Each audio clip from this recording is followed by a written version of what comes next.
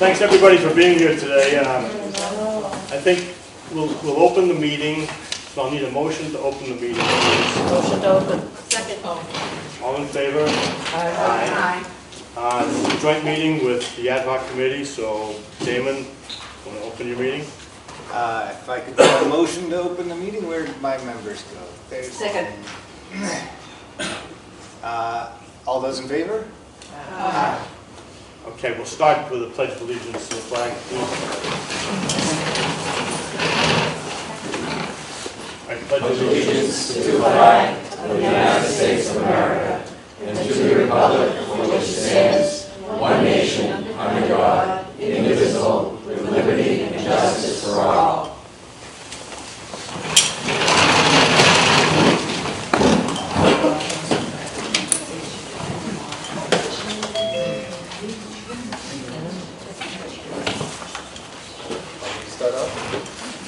I just wanted to get some information before we started, okay?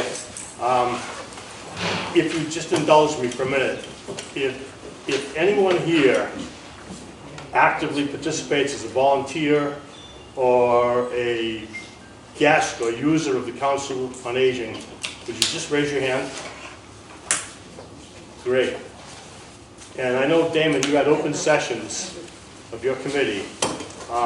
If anyone here attended the open session or sent email correspondence to that group, to Damon, with suggestions and ideas, or telephone messages, any communication to Damon's ad hoc committee, would you please raise your hand? Okay, so all right, just Fred. a couple of people. Thanks, Fred. Thanks, Kristen. My expectation is that this is going to be a good chance for everyone to understand what this committee did and how they did it. And I just know that everybody should be tolerant of each other. Okay, we should listen carefully. I intend to listen. I intend to take notes, careful notes. We may not be able to answer every question today. If we don't, we'll have it in notes. I encourage the select board members to help me. I'm not a stenographer, so they can take notes as well. So let's be civil to each other, and I'll let Damon take over and introduce what this is all about. So, thank you all for joining us today on this bitter, cold morning. I will be walking through the report that the ad hoc committee created. I'll go over our methodology and our results, then I will discuss the next steps as related to the potential for a future building. As many of you know, the COA was housed in the Newbury Elementary School for a long time. When it moved to 12 Kent Way, there was grant money to cover the new expense. The prospect of forking over taxpayer money for a space that does not meet the needs of the growing older population in Newbury did not sit well with us. So we created a group to look at what was needed and where it might be able to be built. After speaking with the select board, the ad hoc committee for site selection was formed. The charge of the committee was to assess the program needs of the COA and then vet various locations within the town of Newbury. The committee was formed by 2 members of the COA staff, Cynthia Curia and Kathleen Zaremba, as well as 2 members of the COA board, John Ferrara and myself. Our first step was to review the previous space needs assessment. Using this as a starting point, we identified areas where we needed to expand or deepen the programming. And then we broke into 2 groups. The staff was charged with assessing the current space needs and imagining what we might need as the population that the COA serves continues to grow. The board members looked outside the town to see what other communities were doing, to see if there were things that we needed to consider or needed to avoid. From this work, we developed a program needs list with corresponding space requirements. We then assigned approximate square footage estimates to each function.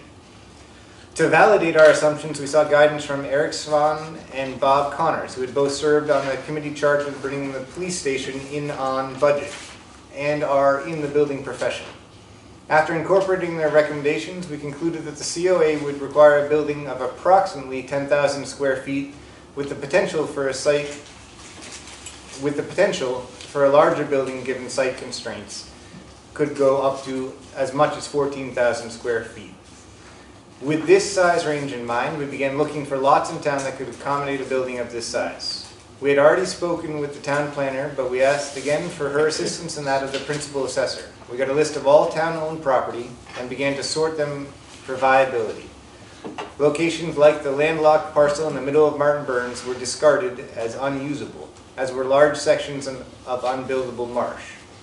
At the same time, we asked for suggestions from the public. Once we had a list of viable sites, we created a scoring matrix to rate each site suggestion. The scoring matrix was weighted to give higher scores to the items which the staff identified as being the most important. The highest weight was given to lot size, meaning the lot could fit a building of the size we needed and have the parking necessary to have a functional space. Having experienced the boost in walk-in traffic in moving from the elementary school to being adjacent to town hall, proximity to other town functions was given extra weight as well. Making the COA convenient and accessible is paramount to helping it serve its members. I asked everyone to score each site independently. We then discussed the results to see if we had a consensus or were wildly off on any of the parameters. I then took the scores, some of which had been modified a little given insights gleaned from discussion, and totaled them and created a summary report. This report was brought before the COA board, where more edits occurred. And because my father likes to say, "we" is always smarter than me. Once the report was accepted by the COA board, the ad hoc committee had finished its work and presented to the select board for discussion. There are many things outside the purview of the ad hoc committee, such as when and where a new town hall will be built, or if a new fire station is being built. These would naturally have an impact on our recommendation. In lieu of a crystal ball, we can only recommend based on what we know. We recommend that the COA be built adjacent or attached to the library.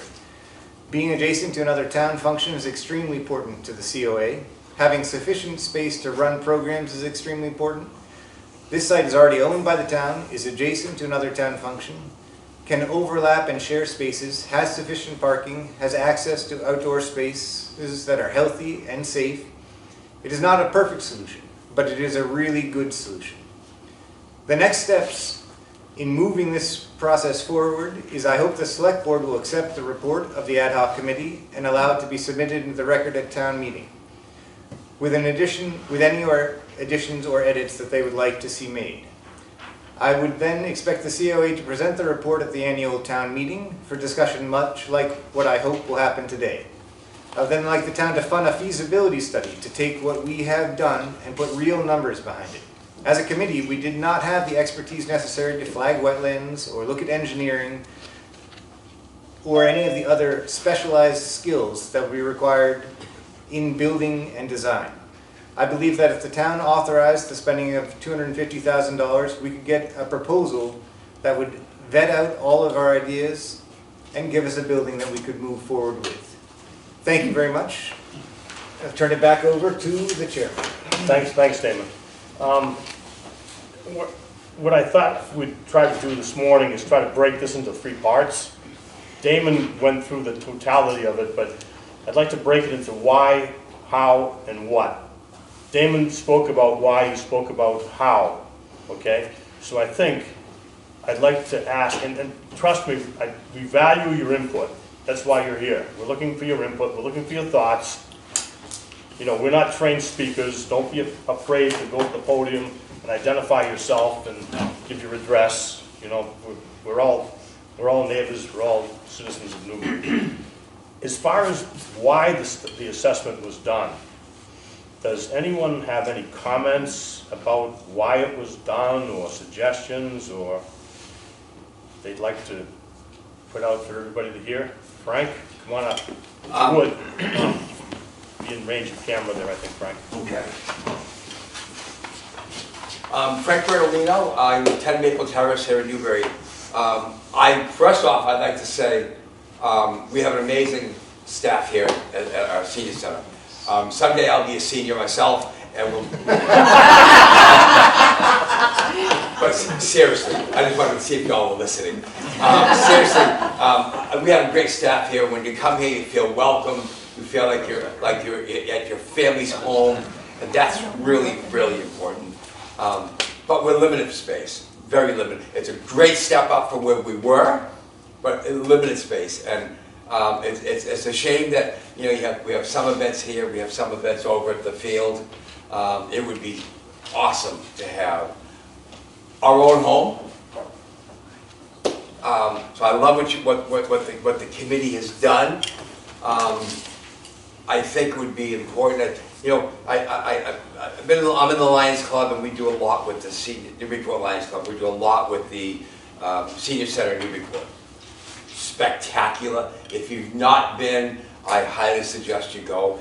And I'd love to see our stuck people go and just see what they do there. There's everything there, right down to low vision groups meet there. Just, it's everything. It's a home away from home. That would be wonderful. We have an aging community. It's not going to let up. We're all going to continue to age. And please take this for what it's worth. I don't think our town fathers and our community give us enough and look at us the way we should be looked at. Most of y'all were born here. Yeah, I happen to be from Salisbury and Gloucester, but most of y'all were born here, and the respect, the thank you, I think would be, if we had our own facility next to the library would be wonderful. I think that's a great location. You know, you could actually maybe drop your grandkids off at the library for a story hour and go to the senior center. I think that'd be great. I think the old town hall, if that was to be raised and turned into a spot, that's also a nice spot. But that's my feeling, and I'd love to hear everyone else's feelings as well. A great report. I think you came about it the right way. As a commercial realtor, I mean, I would have approached it that way as well. So thank you. Thank you for listening to me. Thanks, Frank. Thank you. Anyone else? I forgot to do some housekeeping duties here. If you haven't been here before, if anything happens, obviously you can leave through that front door. You can leave through this door where that wreath is. It'll take you into where the town clerk is, and you can wind your way outside the back door of the building. If you need to go to the restroom, go out the front door, aim for the town clerk's office. There are restrooms on the right-hand side of the wall. Okay, so that's my housekeeping duties. And by the way, we're not doing any deliberation here today. We're not doing any voting for anything here today. The sole purpose of you being here is to give us input. Give us your thoughts. Your thoughts are important to us. Okay? So as far as the why is concerned, does anyone have any, and please, if anyone is on Zoom, Tracy's going to see if any hands are raised, and we obviously want to entertain input from the people that are joining us on Zoom as well. So, anything? So not right now, Mr. Chair. Okay, thanks. We don't see anything. So now, in terms of, Damon explained how they approached the situation. Does anyone have feelings or thoughts about how that could have been done better, or whether it was done okay, or any advice at all, or any comments about how that team went about the task of identifying space needs and their ranking system and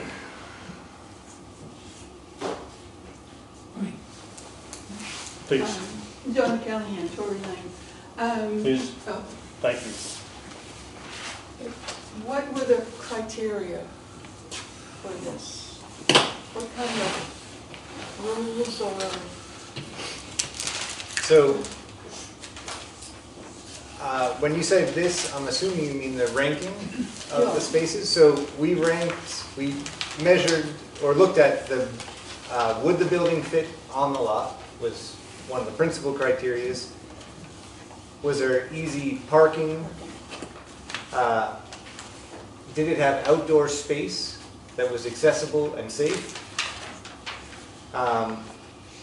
to have street access, so some of the sites are visible from the street and some are not. Access to utilities, power, water, and sewer, or the ability to put in septic. And proximity to other town functions. So the COA noticed an increase when they moved down here from the school in foot traffic that stopped in. And they thought this was extremely valuable because having people seek out the COA just for the COA sometimes is a little challenging. But if you're coming in to pay your taxes and you see that it's right there, people will stop in. And so that cross-pollination was very useful. And then we also weighed the cost of the site. So if we would have to purchase the property, that was a factor in how we weighted them. May I ask a question about another large building and connect it to Council on Aging? Of course. The new police station. How much vacant, unused space do they have in that building, approximately? I have no idea. A little bit, a lot, way too much? I think Bob Bob Connors might be able to answer that question. They are at capacity, Really? yes. Because when I go in there, I frequent the police department. Sometimes not voluntarily. It looks like there's like one office and then they have that big meeting room. There is a meeting room that is there. Should I come up? Please. Sure, Bob, sure, please. I want to. It's a very good question. It's a meeting room at Bob Connors, 39 Annapolis Way. At the police station, we have a meeting room, and it's used for emergency matters. It's used for training. The public can use it for certain ad hoc events, but primarily during an emergency, a catastrophic event on Plum Island, is where all the interstate and national agencies would convene and then run it as a command center. Okay. But my point was about the entire building. What do they have for unused, little used space? They're using the attic at this point. The building was built very efficiently. The original proposal, I think, was 19,000 square feet, and it became a 10,000 square foot building with some very good storage in the attic. So it's probably one of the smallest, most efficient police stations, certainly in Essex County. My idea behind this, and sometimes I have to explain myself, or want to explain myself, is I look at it as a big building with a lot of unused space. This is for someone who, honestly has not spent that much time in the police station. And I said, why not take that unused space and convert it to Council on Aging? But obviously, that's not going to work. Okay, moving right along. Well, can I, Yes. Mr. Chair, can I Sure. respond to that? I suggest that you go to the police station and talk to the police chief or the deputy chief and have them give you a tour. Oh. That's your police station. Oh, I would have never thought Yes, of that. you'll see how they combine things into Yeah. space, because there's an artery back there. Honestly, in spite of my joviality, I've been in the police station one time for a lecture put on by the Council on Aging with the FBI agents. We're and- very, very proud of that building, so Mhm. I really strongly recommend that you go down and get a tour. They'll be happy to give you a tour. We have plenty of room at detention. We seem to have the most underutilized section of the police station, fortunately, Is but, it in better condition than the two old jail well, cells? I don't know if we'd want to spend a night there, but And I will add that everybody that's here today, everybody is welcome to go down and take that same exact tour. And I highly recommend it as well. if you talk to our chief, she probably on a monthly basis is giving tours of her facility to other police chiefs that are undertaking building a police station. So- And she's very approachable. Mr. Chairman? Yes. I I just want to say thank you for the idea, even though it's not something that may turn into anything. I think that's why we want to have these meetings, so that people can express their questions, have them answered, or if we can't answer them right away, get them answered. Or if we find an idea that's really worth pursuing, we can do more work and pursue it. So I appreciate you standing up and bringing that forward. Thank you. I did want to follow up on Bill's comments about the overview of the ad hoc committee, so. No, I had something else. That was totally good. I'll see you in detention. I taught school, I'd put you there. So I'd just like to say again, Bob Connors, 39 Annapolis Way. I had the pleasure of sitting in on some of the ad hoc committee meetings. And I just wanted to share with you, I'm a contractor. We do institutional work. We deal with all types of big projects.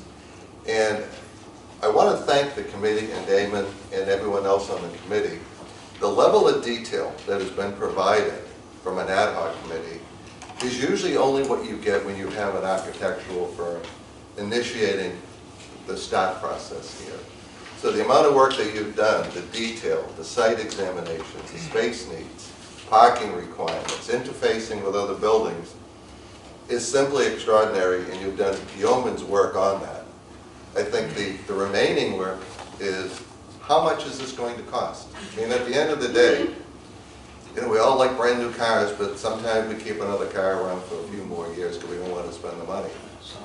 The next step, which is requesting the $250,000 funding to be able to do the conceptual drawings, which will then give you the real number, plus or minus, say, 20%. But that will give you the square foot cost. It'll give you a projected cost, which is basically current, but remember, all costs and values of 6 months to a year looking back.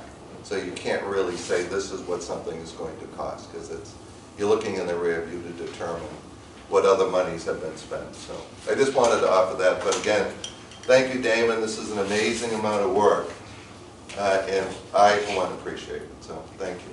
Thank you. Thanks, Bob. Mr. Chair, were you finished? Did you have anything else that you wanted to say here? Yeah. No. No, you good? Okay. David. Let's David, come on.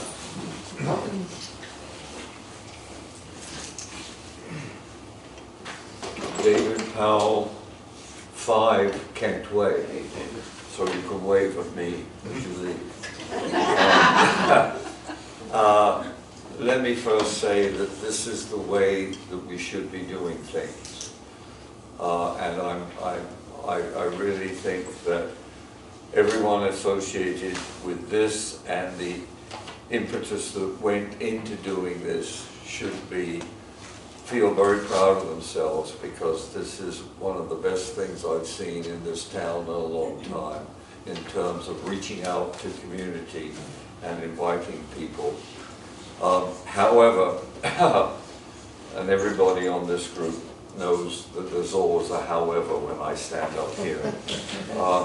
One of the things that did disturb me was I was a little concerned to find out that somehow, and I don't understand why, and I'd like a brief explanation as to how Andover was cited as a community similar to Newbury.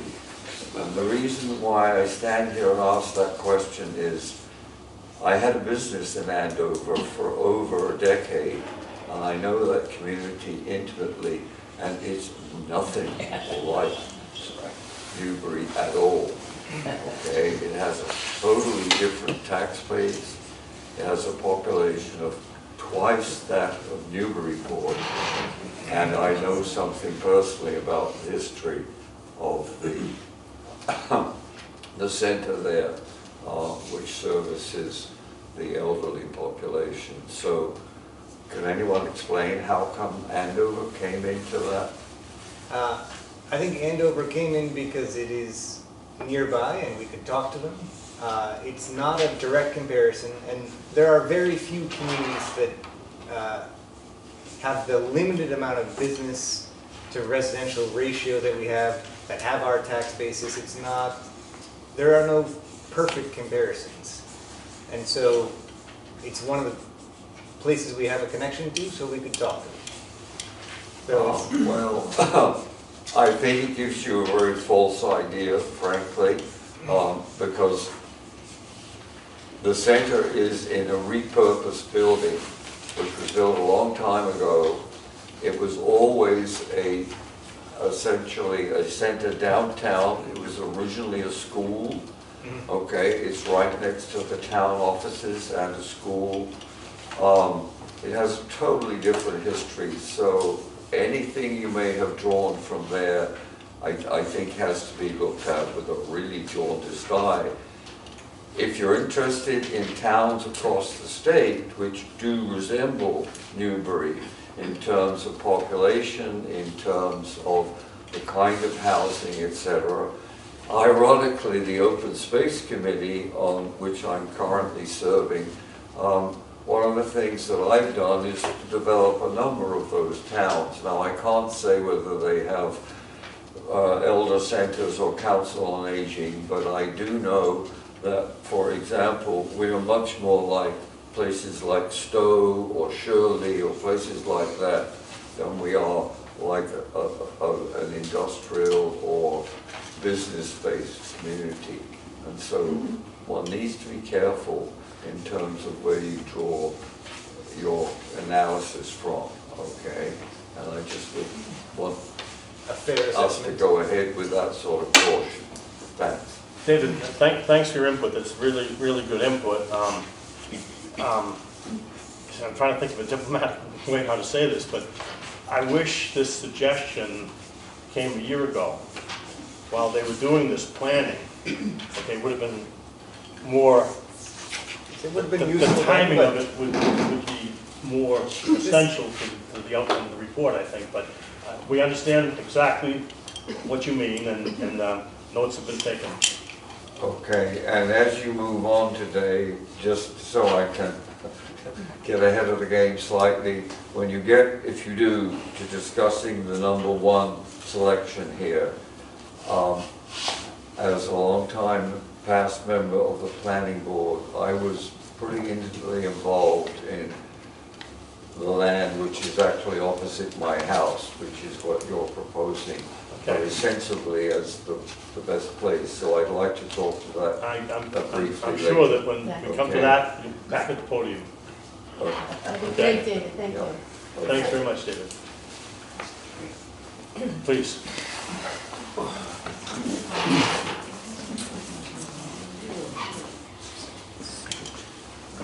Fred Thurlow, 26 Marsh Avenue. Good to see you, David. Haven't seen you in ages. Bob? Where's Bob? You know, a lot of us don't like new cars. Take me back when they had breather windows, no automatic locks. You can have your new car. No engine lights? You can have your new car. They got the big screen to distract you. No, I don't want the big screen. But back to the subject. You know, Newburyport has a terrific, really, they do have a terrific senior center. I worked in Malden for 31 years, population of 65,000 people. Newburyport at a population of what, 19,000, has a better senior center than they do. They have a terrific senior center. And unfortunately, a lot of people from Old Town that I know use the Newburyport Senior Center because this is so out of the way over here for them. And I think location is very important in this. This library doesn't do the business it should because people from Plum Island and people from Old Town use the Newburyport Public Library. This is kind of out of the way in relation to the rest of the town. Same thing with the town offices. I mean, hey, we got a good deal, actually. We have a great deal for the rent of this, on this building, but it's out of the way for a lot of the town, and I think we would be much better off to have a location more central to Plum Island, Old Town, and Byfield. This is not it. Now, I understand we own the property, and that's a cost issue, but I think maybe a location issue is more important than a cost issue. And as probably most of you know, I have supported for some time reusing the old town hall as the site for the senior center. And one of the questions, I do have some questions here. One of the questions I have is, how did you come about the space needs? What are you putting in the building? The program needs for the building, I don't know if Cindy would like to talk to this, or you want me to do it? Oh, thank you. I don't actually have the full program list in front of me, but, commercial kitchen where food can be served and prepared safely. We have a meeting space for activities. Are you going to give me the whole list? It's in the report that we. I did put it in the report. report. Oh, yeah, I Page did. 2 and 3. On page two. Okay, I didn't, I thought I left it out. I did not have a chance to look. Yeah. Okay, so it's all detailed in this report, what we were looking for. Sorry, I'll come over here. No, I Um, can do it. Cindy I forgot. Currier, I'm the director here at the Council on Aging. So right now, we have, you can see this small room in the front, it's kind of like a conference room size, and then this room here. And that's where I can put on programs. I do have to have exercise classes scheduled over at the field house. I can't have a yoga class. I could fit the yoga class in this room, absolutely.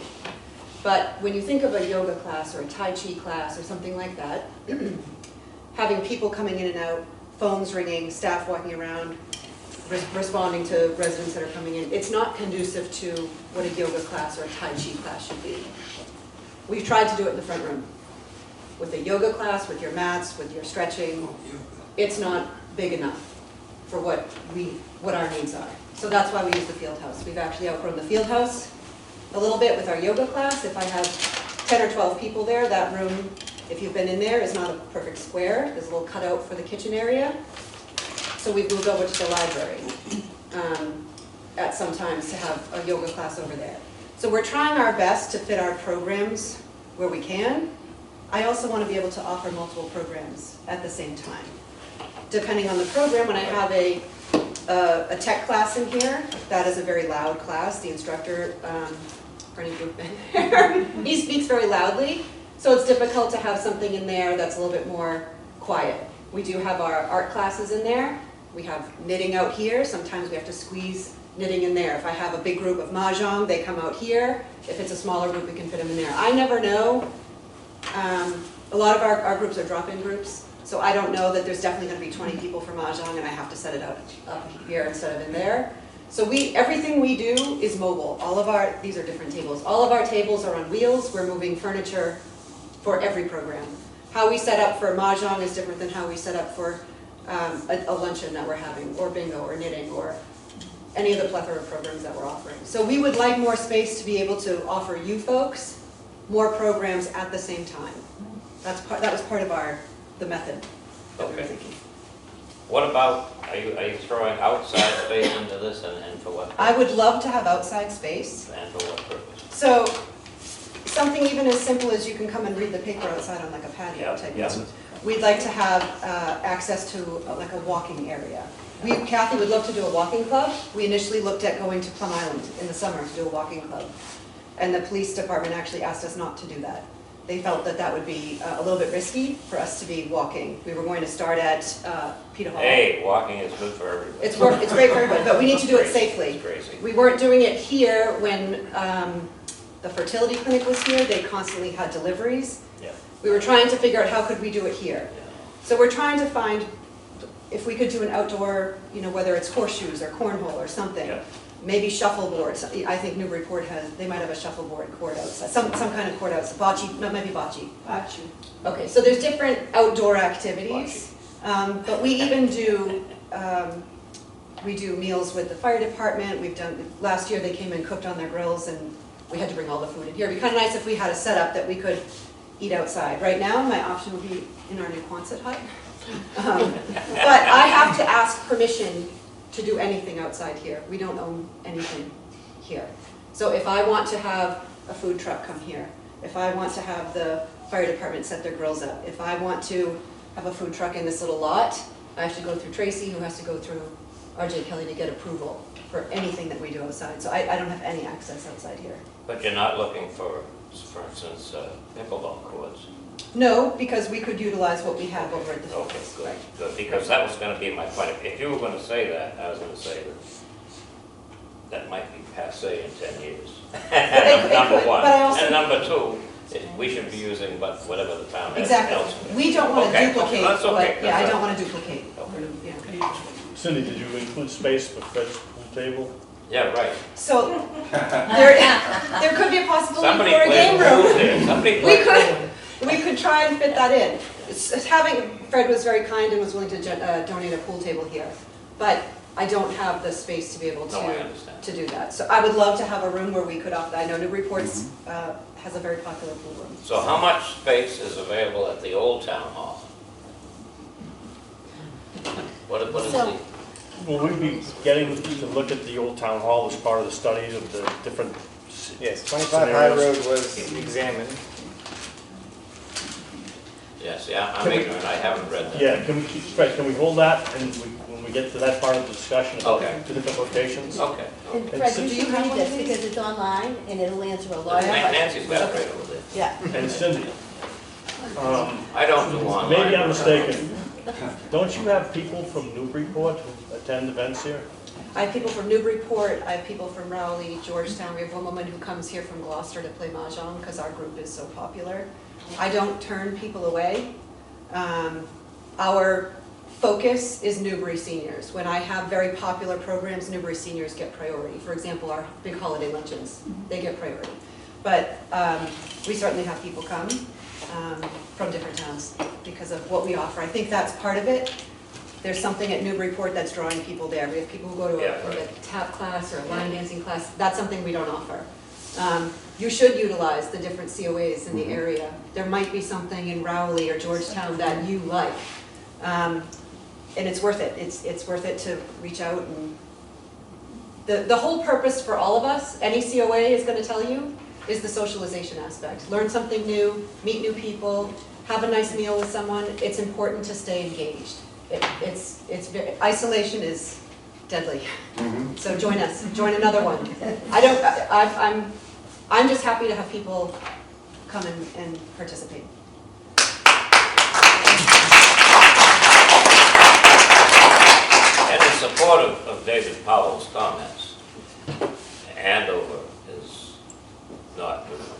Rowley or Salisbury is pretty decent comparison to Newbury. But the others are not. I'll reserve any other comments for later, so. Fred, thank you very much for your input and feel free to come back. Yep. I think you had that. Molly Shamus, 35 Hanover Street. Real quick question, I just wanted to ask if it would have been possible for the, Newbury COA to partner with the Newburyport COA and have activities there, since that building is so big, and it's a beautiful building. I've been in there for horticulture meetings, but is that even a possibility for us to partner with them, rather than build a new standalone building in Newbury? Because my concern is on the impact to property taxes, because we all know we need a new fire station in Old Town. You know, I work the elections there. It's not a good spot. I think I've read it's out of compliance anyway, so I think we need to fund that first. So what can we do in the meantime with Council on Aging programs? I don't believe that building is out of compliance. Tracy, can you speak to that? Is that building out of compliance? In terms of, I don't know. What is in terms of, in compliance of what? Well, are there showers there for the firemen to take showers when they come Well, back from a I'm fire? sorry. No, I know it's too much. Essentially, this is not an I know agenda item, that, I fire know station. that. My question was there a possibility Yeah, I for like us your to question. I like your partner question. with the Newburyport Council on Aging? Have you looked at regionalization? we have not. So it's a great question. It's a great question. Great question. Can you look into that? We could look into it, but it comes with pros and cons, because we regionalize our school district. We regionalize a couple of things. Yeah, We regionalize the everything job- has pros and cons. Right. Yeah. So, But we could look into it. It's an excellent question, Yeah. excellent idea, thank you for Because doing it's a that. big, it's a big, beautiful building there that might tide us over for a while. That's all. Okay, Thank you. Thanks, Molly. Yes, please. No.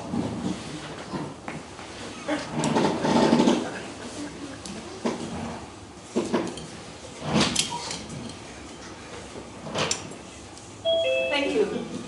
Chris Cernick, resident, participant, and on the board of the Friends of the COA. So lots of different things. And former president of the board of the Newburyport COA. So I come with some information in my head. I love the comments that people have made about the possibility of location.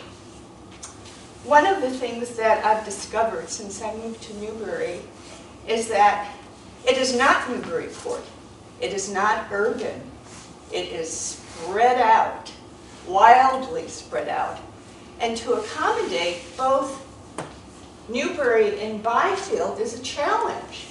Another member of our board, Cheryl, and I did a huge canvassing of businesses this past summer. It was a challenge indeed. I mean, who would think that there are businesses in Newbury, right? And we went after the businesses because we feel like they should engage and participate in making contribution to the COA. Well, they're there and they're hidden in many ways, but they're very, very supportive of the COA. So I encourage, I think this report was spectacular, but I do think the location may have to be looked at again, just because of the configuration of Newbury and Byfield. I come all the way from Ross Lane over here to participate, so it's a distance. I don't mind doing it. I might mind when I'm 85. I really might mind it. That's one thing. I think the other issue is that while Newburyport COA has quite a spectacular center, it is busy all the time.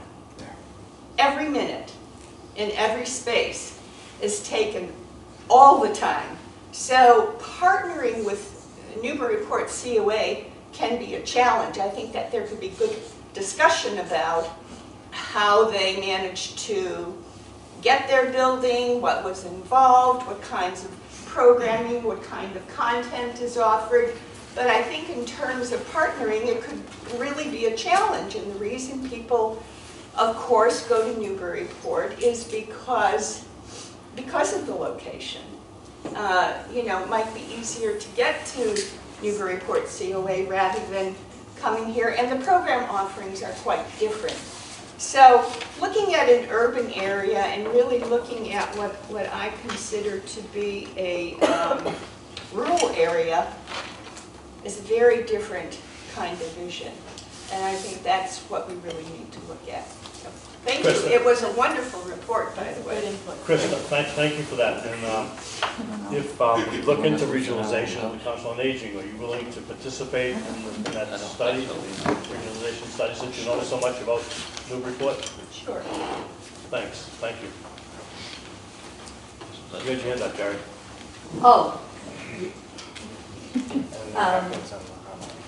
Oh, what okay. caught me was Thanks. the Jerry DeMayo, 12 Orchard Street, Byfield. I'm a member of the Newburyport COA. I'm a member of this COA. And the regionalization just hit me. It is totally free to anyone from Newbury. They are wonderful, absolutely wonderful. They offer tremendous things. It's a great building. But one of the things that Chris brought up is you have to get there a half an hour earlier, or you won't even get a space. The classes are enormous. And we were there for exercising, and you're bumping into people, and you don't have equipment, and the other thing is parking. It fills up so fast. So that's all I did. So when I thought regionalization is, it's never going to work No. So you just But that's- signed yourself up to help. I already helped that man, Mr. Justice. Thank- I'm on the board of the Council of Aging. Thanks, Jack. You're welcome. There are people that raise their hand on Zoom, so we'd like to obviously get input from them.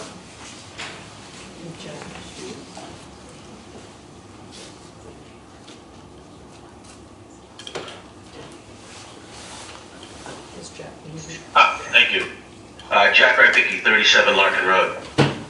Thank you for all your time and efforts put into this thus far. I haven't heard any engagement numbers regarding the COA in response to a letter Cindy was kind enough to send me, some engagement numbers concerning Orco's participation there. The unduplicated active people per month last year, January through December, unduplicated means if one person goes to 5 events, the attendance is 5, but it's one person. So it's tracked using the methodology the COA does use, and it's called unduplicated active people per month. January 25, 99. February 121, March 137, April 143, May 143, June 156, July 134, August 158, September 173, October 149, November 145, and last December 105. Those engagement numbers for the discussion we're having don't justify 14,000 square feet of a build. The existing, to pick up on Fred's mention, our old town hall, Grange Hall Police Station, according to our town property records, has 5,666 existing square feet. That, granted, can use an update, but I believe that the citizens would be game for that. I think we all have wish lists and dreams. I saw a quote in the annual report for the COA is build it and indeed they'll come. But what's demonstrated here is that wonderful programming, over 52 programs are offered, in addition to the untalked about social and resource guidance they provide by phone. It's a wonderful organization, that's by phone. And I say to you all that 14,000 square feet and the multitude of millions that takes to build such a thing on the virgin land that was purchased for open space or recreation in 2001 along Kent Way needs to be considered. I don't think that it's wise for us, in lieu of, as one of the other citizens mentions, Morgan Ave, according to the annual report in 2030, according to the capital planning, is going to be $20 million for us. Triton is going to be $40 million for us, and they've already chosen their project manager for it. These things are real and in front of us. A $14 million COA with 100 unduplicated users, or an average that I calculated 138 persons per month over the course of January to December of last year, by the COA's own numbers, needs to be considered. And I think that visiting and in conjunction with perhaps rebuilding the fire station, there needs to be the Yankee consideration of use it because it's a capital asset that's bought and paid for. The idea that the select board at the last meeting put in to demolish 25. Say, Jack, let me just interrupt for a minute, okay? You're wandering off the agenda item, Jack. You're wandering off the agenda item. We're not here to discuss the fire station. We're not here to discuss the demolition bylaw request, okay? I appreciate your comments about what the COA is all about and their attendance, okay? And I'd like you to focus clearly and concisely about what your issues are with the Council on Aging. I'd also like to know what it would take to get someone like yourself to participate, to boost those numbers of participation in the Council on Aging higher. Absolutely. Now that may be a different agenda item for another topic, but I'd like you to think about that. I would welcome your input in terms of what you think the Council on Aging should do differently to boost attendance. I'm not show up. Bill, I think that's a wonderful question. And I think Cindy and the crew have done yeoman's work for the last 4 years trying to get it from our community. I think they peaked. I don't think we can get higher because the nature of $1 million buy-in to an average price of house in this town makes it so that COA use is a house in Florida for most people buying in here, or the house up north. I don't think we're going to get bigger under any circumstance, and that needs to be considered too, Bill. Well, I think you'll agree, Jack, that the demographics of our town say that the population is getting older, okay? And there may be more people who need the services of the Council on Aging. I mean, look at the charts that are contained on the town website. The town is not getting younger, it's getting older. And I mean, sincerely, I appreciate your comments.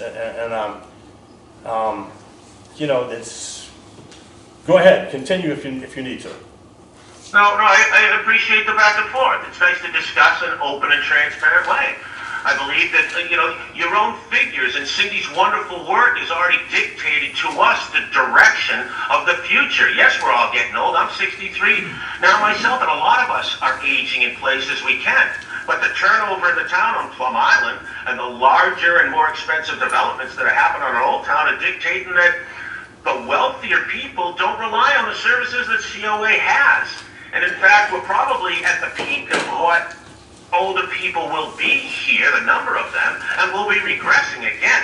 The engagement numbers are showing this year over year. This isn't Jack, this isn't Bill, these are numbers demonstrated by the COA, and I just think it needs to be considered under every circumstance. We have an existing asset, 5,666 square feet that can be used, and I think we're all old Yankees at heart. Some people have champagne taste, but we have Coca-Cola wallets. We are facing the next 5 years serious overrides, and I don't believe the first priority should be a standalone, build-alone, 14,000 square foot building. I think that we have a lot of great assets around town, and I understand Cindy has to go around town sometimes with some of her equipment. But all of us do that as coaches, as friends, as teachers, as helpers. It's what we do. We don't all have everything under one roof. We work it. And seniors getting around town and using our other existing facilities is a wonderful thing. You have to get in the car anyway, whether they end up at Byfield or on the upper green in a yoga session or on Central Street for a yoga session. That's a beautiful thing to do. I think And I appreciate the time here.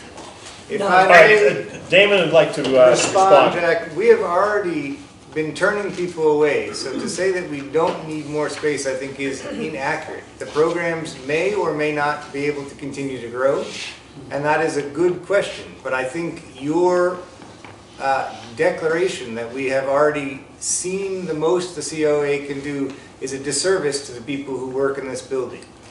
David, I take umbrage at that because you were at 3,666 square feet. I'm suggesting you move to 5,666 square feet, which is a 40% buildup.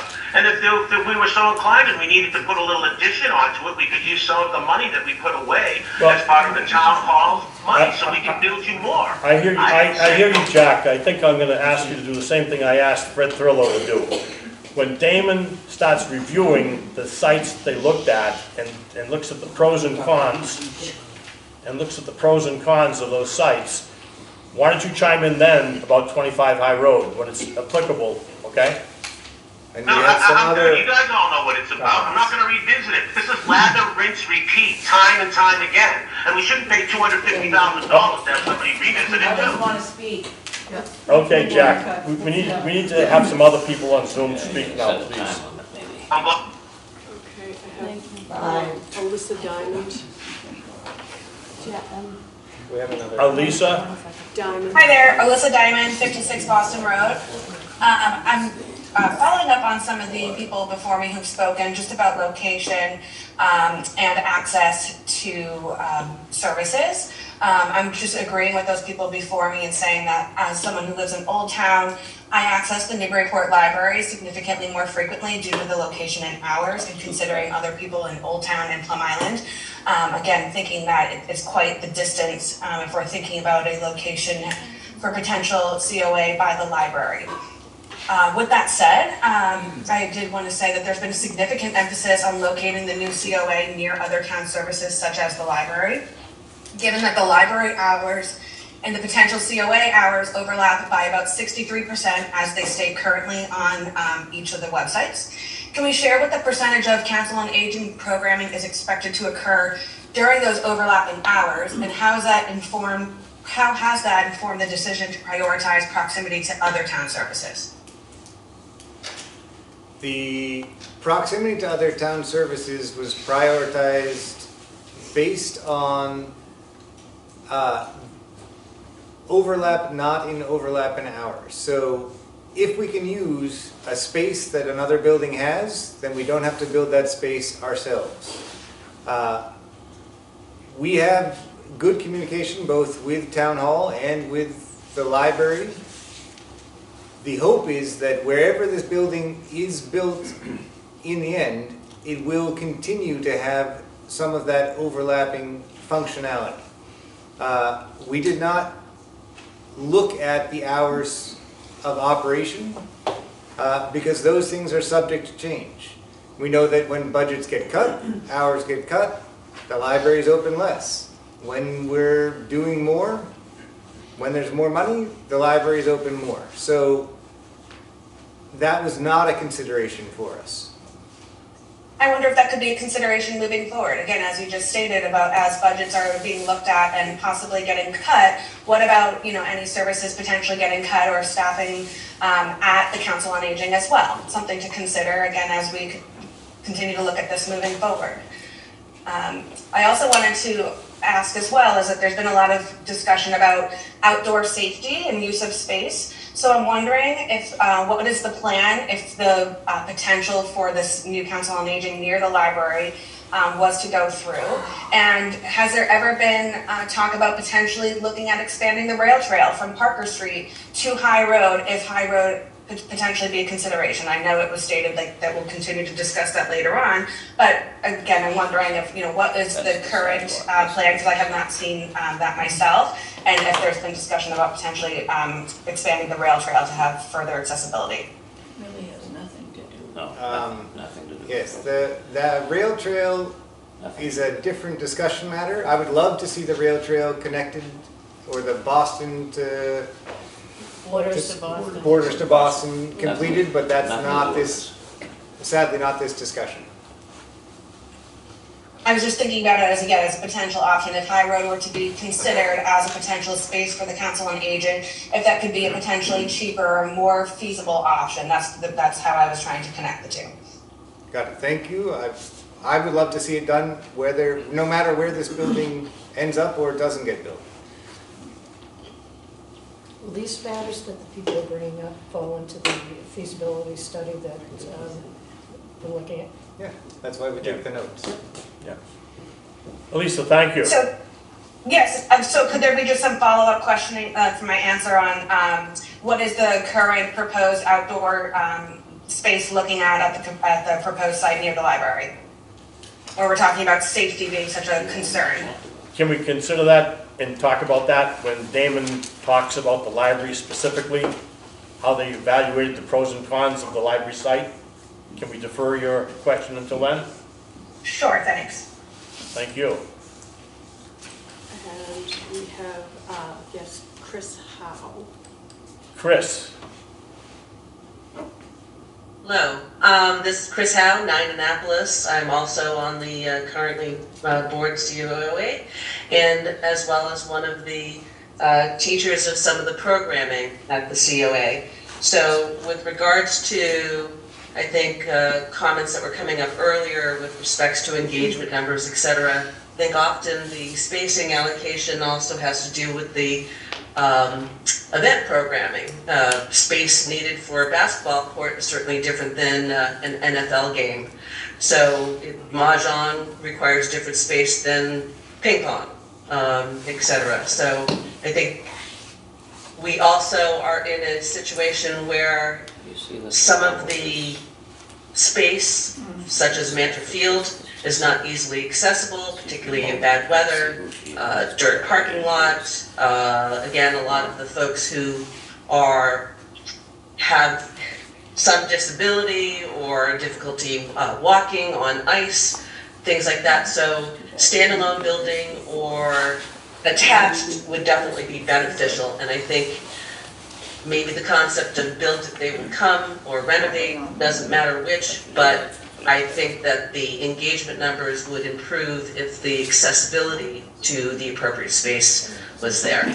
So thank you to the committee for doing all that wonderful work, and I'm fiscal conservative. Obviously, I don't want to see my taxes raised, but I definitely think that, again, with the 60 plus, even 50 plus community, it's not just about the activities. I've gone to a lot of programming, including the one at the fire station on cybersecurity, etc. So there's a lot of benefit to having not only a senior center, but I've heard Newburyport come up quite frequently, and I too had been a resident of Newburyport.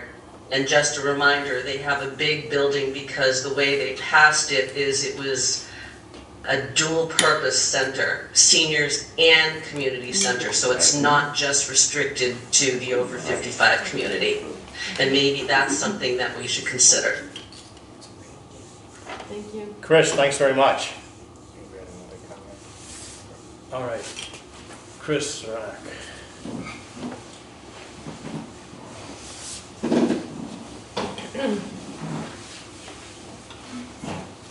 I just wanted to get back to what I think his name is Jack spoke about in terms of numbers.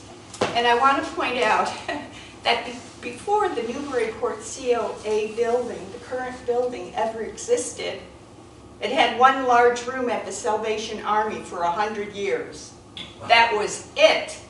So the numbers consequently had to be low. They didn't have a facility.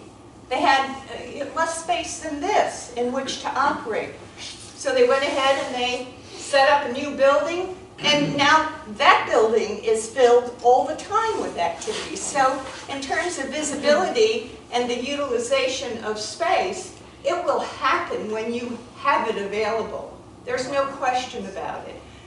When we think of what the COA, the Newbury COA was like before it ever came here, it too was in a very, very small space. It too had very, very small participation and attendance. It moved here and that skyrocketed. And now this space is overwhelmed with its utilization. So when there's visibility and when there is enough space to accommodate the seniors of a community, it will happen. It really will happen.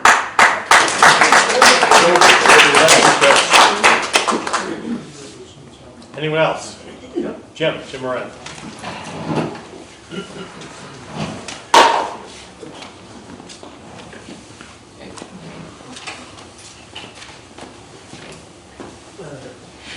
Jim Moran, 104 Elm Street.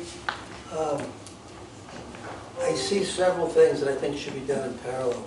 The location which you're working on now, the size to be figured closer, and also the cost. And to be done in parallel allows everybody, instead of having bits and pieces of questions on multiple issues, talk about all of them all the time.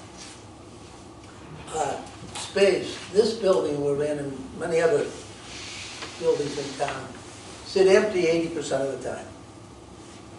So when you stop and think of this, this is based on total hours a year. This facility here, maybe you'd want to entertain keeping open 6 days a week, Friday and Saturday. This would be a 50% increase in the usage. Now, there'd be some costs associated with it. But for the next year, that's a suggestion I might make. Question, do you have a range of estimated costs for the new building? We have guesstimations. We don't have a range because we can't do the engineering required. We don't even know if the select people will accept our recommendation or if they have other things going on. So we assume it would be $4 to $5 million, but we do not know. Okay, it's, you guesstimate maybe 5 million? I think that's why Bob Cummings explained that the next stop, Bob Connors. Bob Cummings worked for me at GE for 25 years. Bob, sorry about that. I think that's why he explained next step would be to engage someone to really look at the nuts and bolts of what the building would require, site and all that stuff, to come up with a more scientific approach to what the cost might be. I think this was a best effort approximation of what it might cost. If you apply $800 a square foot, and Bob could tell us if that's close or way out of the ballpark, you're talking $10 million for 12,000 square foot building. Yeah, I think when we were building the police department, it was somewhere in the vicinity of $675 to $700 It was per over, square it was foot. pushing 800, and that's 6 years ago with inflation. So, but what I'm saying is, you don't have to be, just because you talk about numbers, you're not locked into them until the town votes on anything. Correct. But it is very healthy to talk about numbers all the time. Size, dollars per square foot, and the location, I can't agree more with what was being said. Location is critical. This works out excellent because of the traffic to town hall. What you're going to do in the future, I don't know, but it's a question. It's central to Newbury as a whole, Plum Island and Old Town and Byfield. It's a difficult choice to make. So that's the comments I have, and I'll be glad to participate in the future, Bill. Thank you. One question for you. Sure. I saw you come in when your coffee pot was broken because you needed to have coffee in the morning. Well, I asked the same question to Jack Ravicki. What would it take to get Jim Moran to come here on game night or to participate in other council on aging activities? Well, that's questions to me. I love to drop in here for the social aspects of having a cup of coffee and talk to whoever might be here. You could boost the numbers that Jack Ravicki is concerned about. That's a difficult thing. I am very active in doing many things. You don't really need to answer that. I'm just playing with you, okay? Remember, I gave you a lifesaver. Any more questions? I gave you a lifesaver. Thank you. Sit down. You do participate in pickleball, though. Yeah, that's right. I do. Pickleball. And ping pong. That's right. And ping that's pong, right. thank you. No, All right. from me. Yes, Joanne. Josephine. He's the only one who calls me Joseph. Hi, I'm Joanne Tico, and 74 Caldwell Farm, and I'm going to say the dirty word that none of you want to hear. It's called taxes. Okay? And I can say, I come from Boston, the taxes there are outrageous, and we did it in stages. We went to Peabody, taxes weren't bad. Then we went to Hamilton, they were outrageous, and now we're in Byfield. Thank God for Byfield. Newbury. Newbury, Byfield, we have a beautiful home. And I asked my husband, who happens to be a real estate attorney, we both volunteer here. He volunteers at Health and Human Resources, and I volunteer for the Council on Aging. And I come here because I love these people, not because I volunteered. They're wonderful. Everybody here is wonderful. So I asked my husband this question: what would it cost for our taxes if we lived in Hamilton right now? He's a real estate attorney. And he said between $18,000 and $20,000. So if you want to pay those taxes, you can live in Hamilton, you can live in Newburyport, they pay higher taxes too. But you want to live here in Newbury, Byfield, because you know at the end, when you're paying your taxes, it's nothing near what other people are paying. You can talk about where you're going to build this building, how you're going to build this building, all the special parameters involved in this building. They don't pay your taxes. You have to look at your tax bill. And at the end of the year, many of my neighbors come in here, they're all paid. So I am fiscally responsible. And I love the Council on Aging. This site, the town hall, that building should be, that old town hall building, town hall should be condemned. The Board of Health should go in there and condemn that building. You want to build a building there? Great. Build it new. It won't cost as much as anything in Boston or Hamilton, I can assure you. Thanks, Josephine. Yeah, anyone else on this? I'd just like a nice correction. Go ahead, Fred. I have to get up and yes. Sorry about that.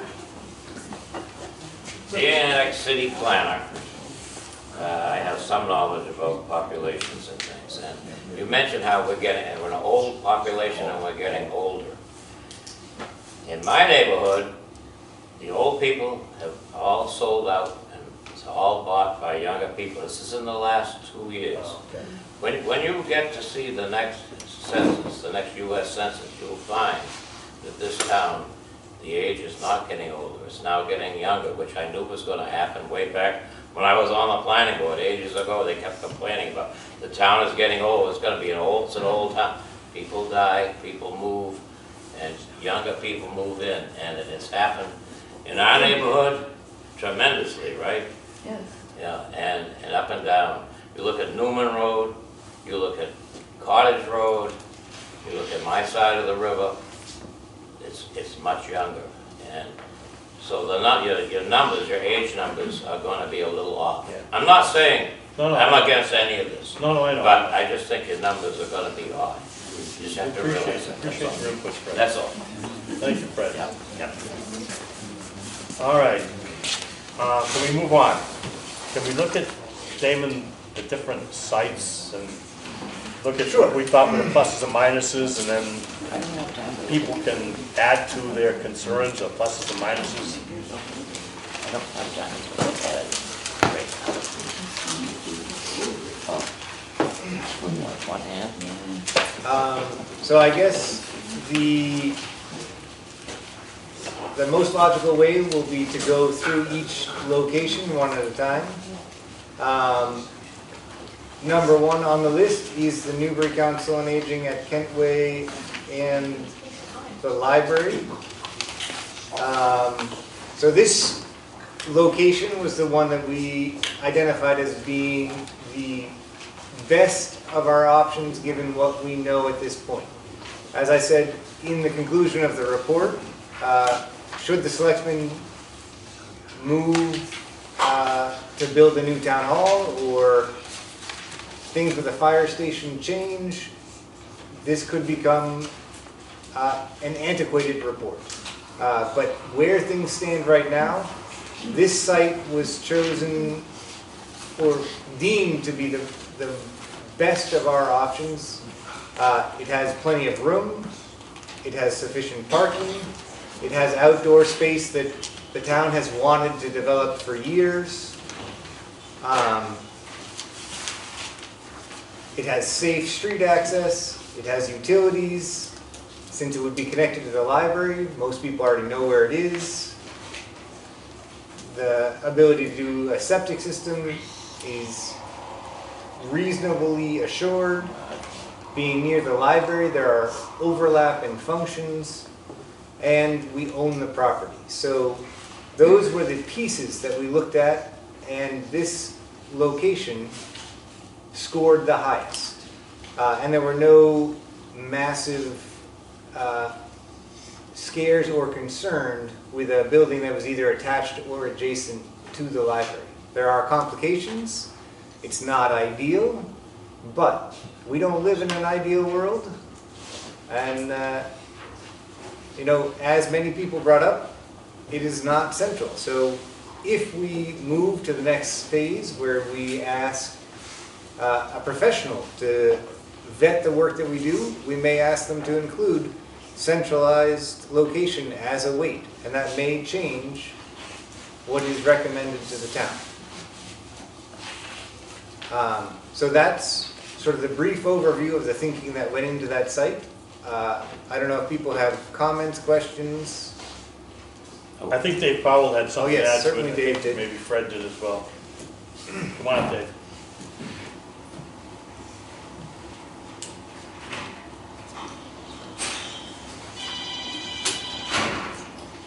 David Powell, 5 Kent Way. Okay.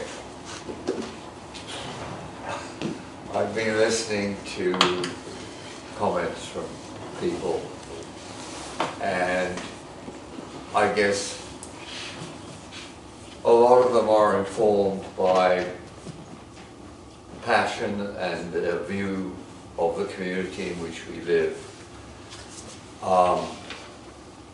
I feel that we need to try to be as objective as we can about the issues that face us. And I'm sorry to say this, but I think it's true looking at Newbury's history over a long time, actually, over 2 centuries.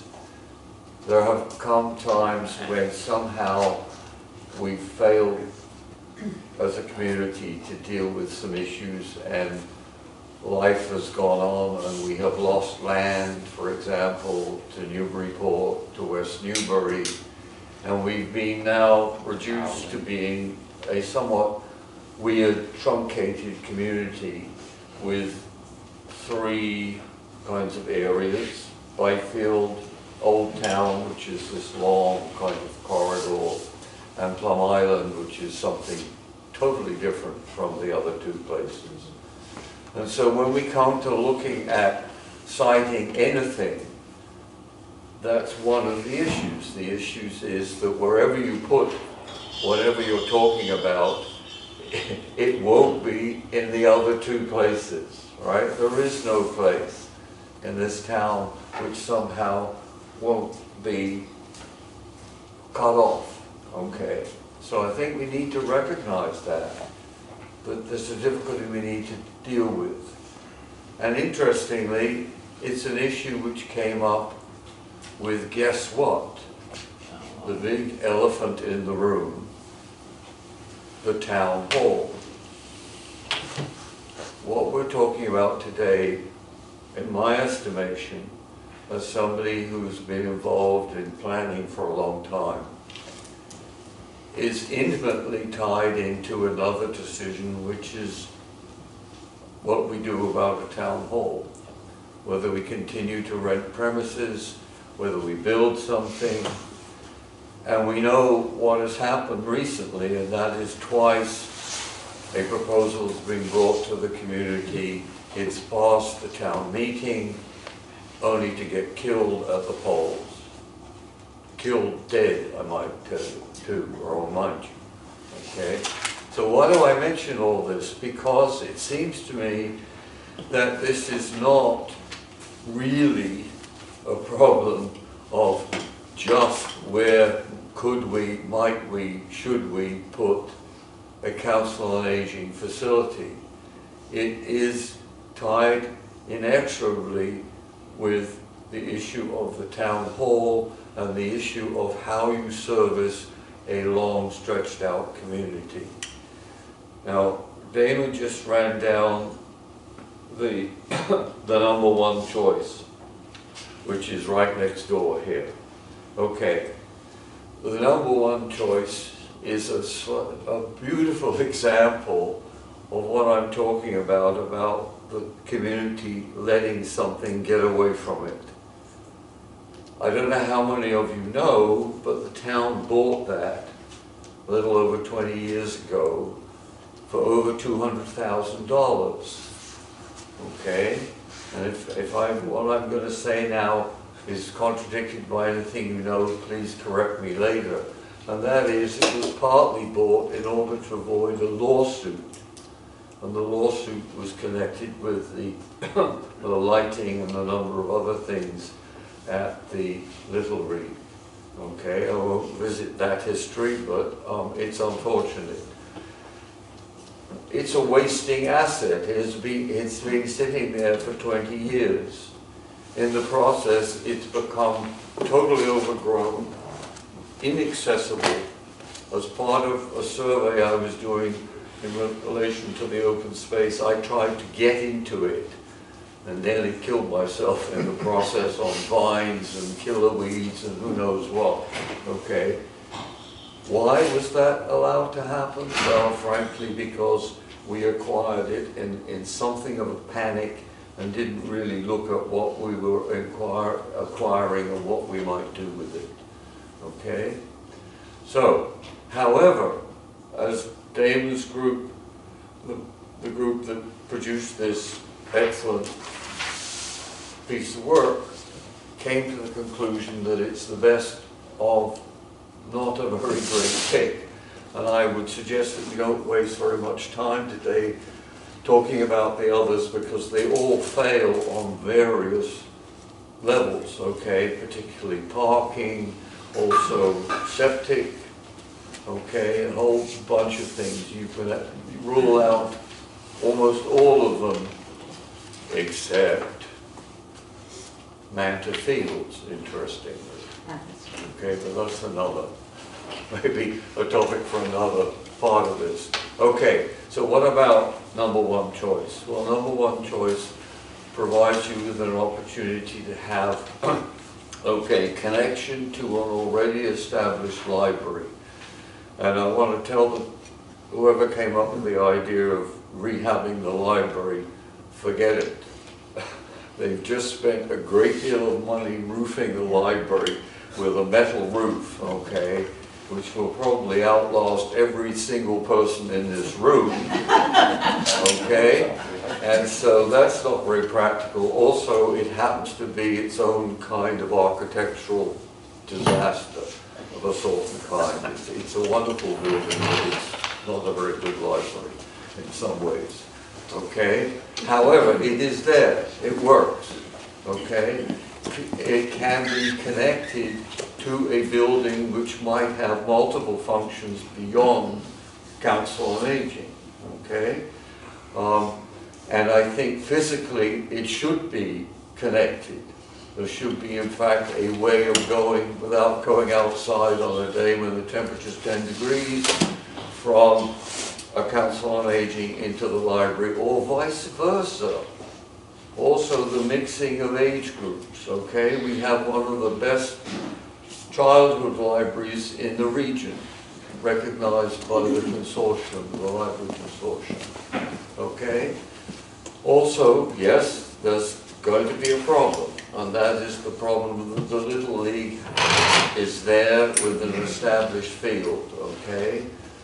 Frankly, I say this knowing how there will be howls of rage from some people, it needs to be moved. It needs to be moved to the back of the lot. Part of the problem is the only decent access to that lot is from, pardon me, is from the library and Lund Street. Because don't be deluded by what you see out here, okay? As you leave today, if you're driving up Kent Way or walking up Kent Way, what you're looking at essentially is a really problematic wetland crossing, which Mr. Manta's boys tried to do back 20 years ago, and you can still see the wheel tracks they left behind, okay? However, I think that can be developed. It would be a major effort. It would have to be planned in relation to a staging process and all the rest of it. But I think one of the things that needs to happen very early on is we need to be able to evaluate what we have as a piece of property there, so it needs to be accessible, for heaven's sake. Okay? And that's not going to take that much to do.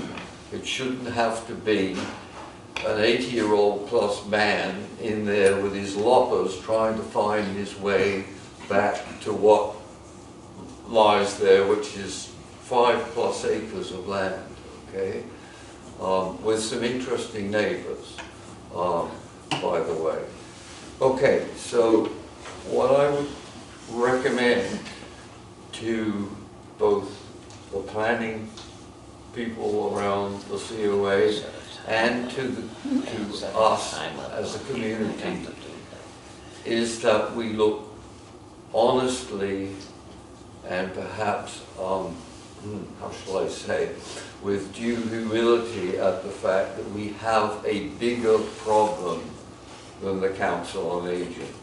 The Council on Aging perhaps epitomizes some of the decisions which we need to make as a community.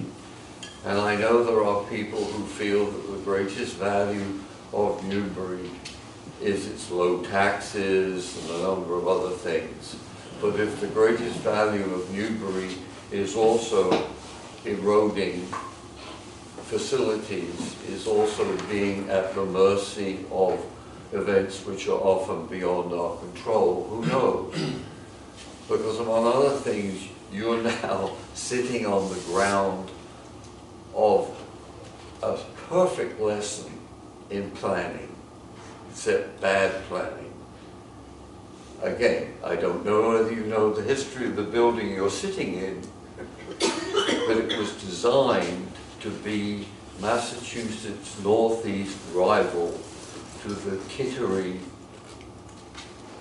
stores, okay? This was going to be an outlet mall, right?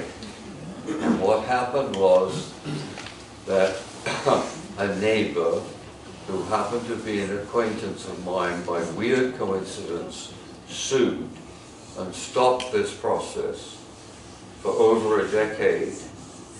The anchor tenant left, the whole thing fell apart financially, and all of a sudden it was broken down into bits and pieces, and now you know what it is, okay? It's now community resources, the town hall, the council on aging, and storage for all of those things that we can't get rid of. Okay, enough. Thank you very much. Okay, thank you very much. Fred, did you want to speak again about the library? Anybody? Jim? I saw Bob. Jim Kerrigan, 33 South Street, Byfield. I guess something that everyone's kind of concerned about, regardless of how we decide to choose this, is how is it going to be paid for?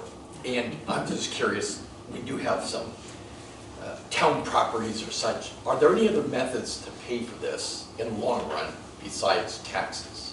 Are there any other revenue sources? We passed the hat for private donations. Besides recycle cans. Well, it is, you say beside that, but that is one of the ways that some of the nicer facilities we visited were funded. They were matched where the town would raise money and private individuals donated and had the buildings named or a room named or things like that. So there is the possibility that philanthropy comes into it. We can't plan for philanthropy. Sure. We can hope for it. You know, part of the reason that we did such a massive outreach initially is I was hoping someone would say, oh, I have this building. My family has moved to North Carolina. Do you guys want a building? You know, that would have been great. Yes. It didn't happen.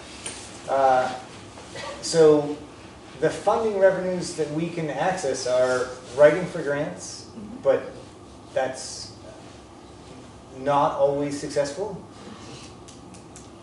Charitable giving. We can approach GDA again and see if they can step up with their payment in lieu of taxes. But as a community, we don't have a lot of funding options outside of taxes. We get some money from the state, some from the feds. The rest we have to ask someone for.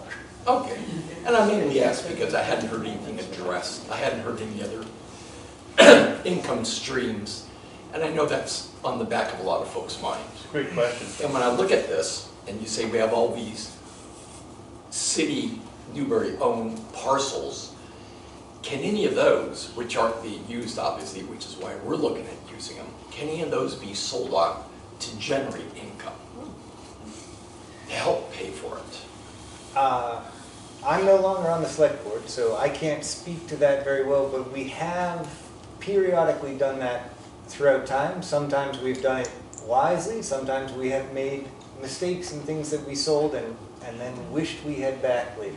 Yeah, right. So I know it's an option. I don't know what, I feel like the last auction was 4 years ago, 3 years ago. And so I don't know what properties would be viable for sale at this point. Okay. But We could look at this it, though. board, We could look at it, yeah, though, these right? people beside me Look at it. have the ability to figure that out. I took a note. I took a note, Jim. Thank you. Yeah, I'll just say that we do have some people in this town with very deep pockets. We have quite a few. Red Thurlow Center. Ah, no.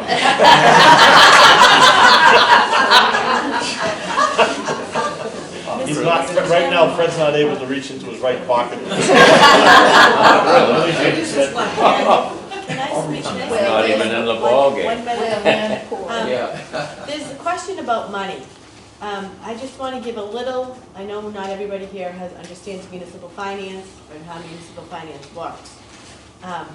But, and Tracy's here and she can correct me if I misspeak.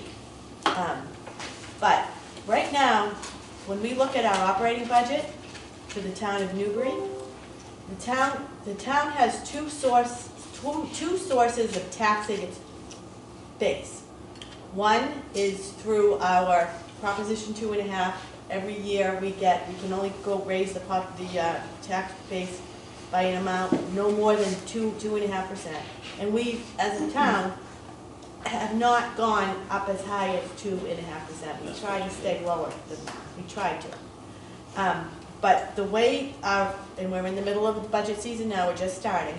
The departments pull together what they need to run their departments. They bring it to the town administrator. The town administrator puts an operating budget together for the town, comes before the board votes, meets with the finance committee, we bring it before town meeting, and that's how we have an operating budget.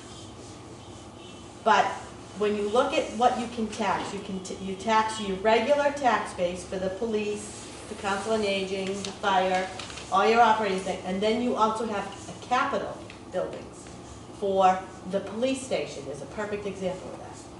When we built the police station, we did a Proposition 2.5 debt exclusion override. So what we asked the public to vote on was, we want to build this building. Will you please contribute this amount in addition to what you already pay for your operating taxes? This a little bit more money that will go down over 20 or 30 years, however we go out to bond the project. And then we have it, once it's paid off, like the library was paid off, I think 2 or 3 years ago, that slowly comes off your taxes. That's how a debt exclusion works. This current building where we're sitting in here and the town hall offices upstairs do not have that option. They come out of our operating budget. And as you know, leases go up. They never go down. So over time, this will never be 100% paid for and owned by the town of Newbury. We will always rent. And there's an argument to say that that's a good thing to do. You should be renting your property. I don't believe anybody in this town rents their homes. And there's a reason for that. So keep that in mind. If we decide to remain as renters in this space, and if we, and I say we, the collective we, as not the select board, but the town of Newbury at the town meeting, we decide to stay at the public offices here and remain renters, there's going to be a long-term cost for that.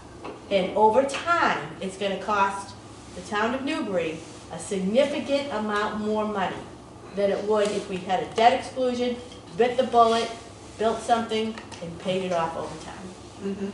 So, I just want to get that up there. Okay, thanks. Bob Cummings says. Connors. I call the Council on Aging the Center of Excellence. I was on the board of directors because that's Maybe we should reach out to the Cummings Foundation. That's something that they would do.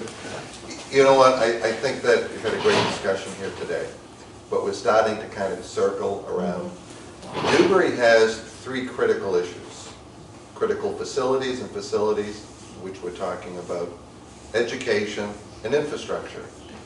Everything that this town operates on falls into one of those buckets. What happens is we get paralyzed worrying about one, and we overlook the other, and we miss opportunities. 12 years ago, there was a proposal to do a critical facility down in Morgan Ave. It was police, fire, town hall. It was going to be $12 million. That would be half paid off right now. And now what's happening is that we piecemeal going forward. We keep kind of kicking the can down the road. It only gets more expensive. I think the next critical step is put this on the agenda, a warrant article. Let's see if there's an appetite to spend $250,000 to delve in the remaining issues of what everyone's been asking today. Because if we're not willing to spend the $250,000 to get the next step of answers where you can quantify what's the potential impact on your taxes. I mean, that's what everybody wants to know. You know, the schools, Triton, Whittier, they're coming. But you know, they've been coming for 7, 8 years. Something could already be half paid for, and we could be utilizing yesterday cost at 50% paid off. So that's the only thing I want to offer, but I think the issue is you should leave here today. Are you willing to, at town meeting, to vote to support funding $250,000 to get us to the next level where that you can actually quantify what the true costs are going to be, pros and cons on location, and deliver this, bring it to the next level. Thank you. Thank you. Can I ask one quick question? Come on up. Jim. No, I can just say it here. I don't think I have to.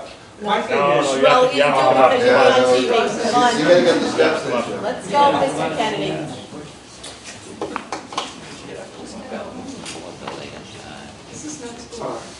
Joe Kennedy, 161 Orchard Street, live here by the.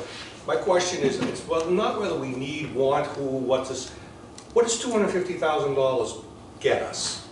Everybody knows the square footage of what it takes to build a house. Everyone's built a house. Everyone knows someone who's built a house. We hear numbers of $800,000 a square foot for a police station. Are we building a police station type building? Or are we building a house, which costs $1.5 million? What is the 250 going to be, and what is it going to bring us? That's a lot of money to tell me that a house is going to cost $800,000. Damien, do you Who's want to getting the say something? 250? Have we sent that out to bid and asked 3 people to give us a viable number? Or are we just going to say, here's $250,000. Tell me it's going to cost $800 a square foot. I think Leslie wants to say something first. Just a simple difference on the information. It just seems like a lot of money. Commercial and residential square footage costs Well, I'm are aware of that, yeah. I'm in the completely industry, different. so I understand want everybody to that. understand that. Right. So. And there's that- classes of buildings. There are, but I don't think we're at that point yet. I think what that $250,000 will accomplish are the larger questions that everybody has right now. And it'll make it's an educational process for the public to be able to understand how many dollars it will cost them if they want to move So forward. someone has given us a number to do this at $250,000. $250,000, the experts come in and do their job. We're not capable of doing. No, I get it, but. Damien, do you want to answer that? I can, or Bob could, he's more in this field, but this is essentially taking what we've done as non-professionals. You know, I've built houses years ago, but I've been out of the trades for ages. To really look at to go through the work that we've done, the program needs, the space needs, the space allocation, the spaces in Newbury, basically to say the non-professional committee work that was done as volunteers and bring it to the next level so that it can be truly vetted out. You know, there are 20 people in this room, all who may have a different idea of exactly how big the building should be. You know, what the building cost should be. The $250,000 is to get someone whose job it is to be able to say, this is the right range of space needs, this is the right square footage needs, this is the right cost per square foot, so we can really move forward with a real number. But I guess I'm asking, who gave you that Is it a 250,000? feasibility study? Yeah, it's a, Who is this, somebody? Is it No, a person? it would be an article at the annual town meeting. It would be voted at the annual town meeting. So you don't even have the number? We That have might a- not be we have an 250. estimate, we have. Oh, you have We're estimates? gonna appropriate, I think we're gonna appropriate 200, the thought right now is to appropriate. We spent $180,000 to get the number for the police station and get through schematic design. That's, you gotta get schematics. Right. Yes. But now, yeah. I think the key is, you've given, should I come up by tomorrow? Sure. Yeah, it's one of these things that you have a gross square footage of approximately 14,000 square feet. Now, how do we utilize shared facilities? The meeting room in the library, we get to do a deduct of that, because that could be added into, it could be a shared facility. The bathroom facilities, will they be sufficient to handle the added influx of people? These are all things that have become helpful. In a shared facility, we have a dual use, and you need an elevator, then it's being split by two functions, critical facilities of the town. But normally, to get a report like this, you have already spent 150 or 200 grand. It's remarkable that Newbury and Byfield Homegrown can actually put out a report at this level in detail and undertake all the programming needs. And anticipating what future growth you're going to need. But I just wanted to share that as, you guys done a good job. So the $250,000 will hopefully get us two schematic designs. We'll have a project. There'll be an RFP, Tracy. I would think you would do an RFP for proposals on schematic designs, looking at the documents that we have, and then bid. And then you get to elect, they're either within budget, the 250, or they're not. But it's the next logical step on getting to where you really want to hear. What's the impact on your taxes? Is this location the right location? Is this type of facility the right facility? And if it's not supported at town meeting, then it won't be supported at the ballot. And that'll tell us a lot too. I mean, I think that's the watermark. If we're not willing to spend 250 grand and get to the next step, then we're not willing to spend any money on building it, so. That's right. Yeah, Thank you. I should just thank you, Bob Connors. I'll ask them to bill for a donation. Dick Pacific.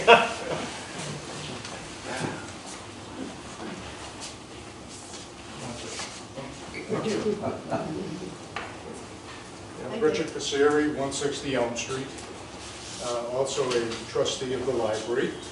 Simple request going forward, if we're talking about impacting the library, the trustees would definitely like to be involved in that discussion, to evaluate the impact that has on the library, if in fact the plan is to connect to it, or even do work around it, how does that impact us?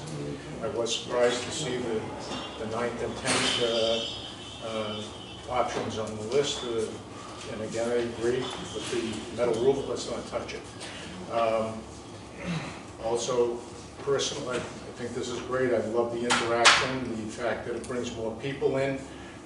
We've beat the drum for years. We want to see the library get worn out. Please use it. It's there. It's a community facility. Access it. Also, it didn't get high rating in the evaluation. I like the land adjacent to the elementary school. The 4 acres that are there. Has potential. I think people talking about location, it is relative central location. You may even have the potential of connecting into the sewage system, since the school is connected into the new report sanitary system, so that is a potential too. So I think that's too wet. that land is too wet. Yeah, to build a building of this size. and that was why it didn't get a high score. Okay, that I didn't know, even though I was involved when that was born. Can I ask a question? Sure. I participated in a strategic plan initiative at the library a few years ago. Do you still have that record? Do you have that document? Yeah. With the previous library director? Yeah, they have it. We do it every 5 years. We do a Okay, strategic plan. because- And actually, we're in the process of initiating the new plan. So it must have been going forward. 5 years ago I did it. Yeah. They had, they identified the #1 users of the library as the seniors. Yeah.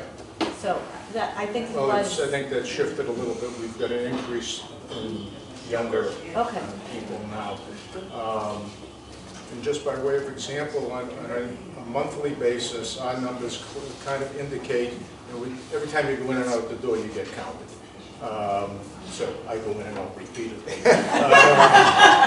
But it's about 3,000 people a month come and go through the library. And again, physically, where we're located at this end of town, we are servicing people not only from Newbury, but Georgetown, West Newbury, and we're all part of the Merrimack Valley Library Consortium too, so which makes a lot of the folks, their ability to go to Newburyport, if we weren't part of MVLC, you wouldn't be able to do that. You'd just get the books that we have on the shelf, which aren't a whole lot.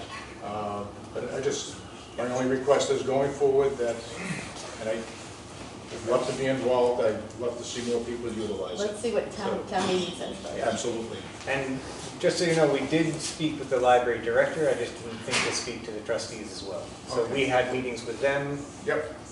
To make sure it wouldn't, be terrible. And they were very excited about the idea. Absolutely, no, the fact that anything to bring more people into the building, it's a wonderful facility. It is getting utilized, thank you, and we want to see it get used more. Very good. Thank you. Thank you. Thanks, Dick. Yes, Mr. Powell. Brief and concise, okay? I'll make it concise, and that is, although I agree with Bob Connors in terms of getting the numbers, the one thing that has to happen in any kind of project like this is a real attempt from the ground up to sell it to the community. Thank you, yeah. And I would remind everybody that think about your history, because if you don't learn from history of the past, you'll do it again. And I stand here as one of the people who spent a lot of time and energy trying to get a $900,000 override passed. Do you remember that, folks? I do. Right? We failed. That's how Alicia and I remember. But we failed, but boy, did we have people engaged. It's possible to do it. And the reason why, and it has nothing to do with the failure of numbers or anything like that, the reason why the town hall issue failed was simply because the selling of it was abysmal. I mean, it was like sort of, well, we have to do this. You have to grow up, we have to do this. Not a way to do it.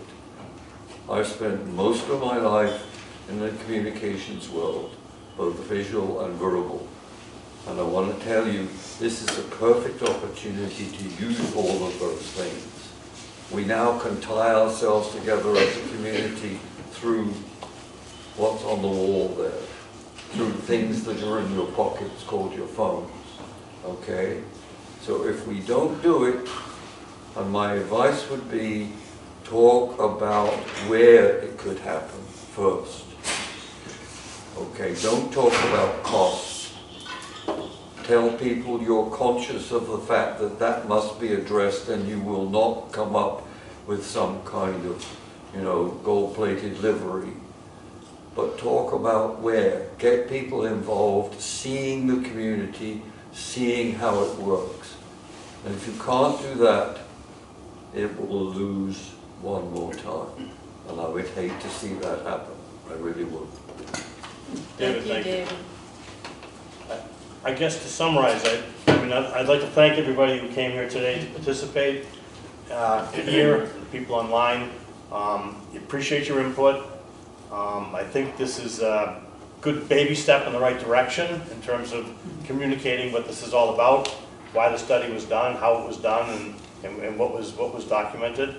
You've given us some ideas. Visualization is one of them, and so on and so forth. So we've captured those ideas, and I encourage you, we meet, the select board meets every second Tuesday and fourth Tuesday of every month. If you want to see our faces more often, please come and visit us at the select board meetings. Usually there is no audience there. So we welcome your input, we welcome your criticism, and I thank you again for being here today. So And I always feel you can reach out to us, not just at the meeting, but you can reach out, because we will talk to you. Exactly. I mean, we love to get emails about what you're concerned about. We love to get phone messages about what you're concerned about. If you're timid about coming to the podium to address it at a select board meeting, I can understand that, but there are other ways of communicating what's on your mind, so take advantage of them. So I think I need a motion to Close. adjourn. Motion to adjourn. Second. All in favor of the select board? Aye. I would like a motion to adjourn. All those in favor? Thank you all for coming. Thanks, everybody.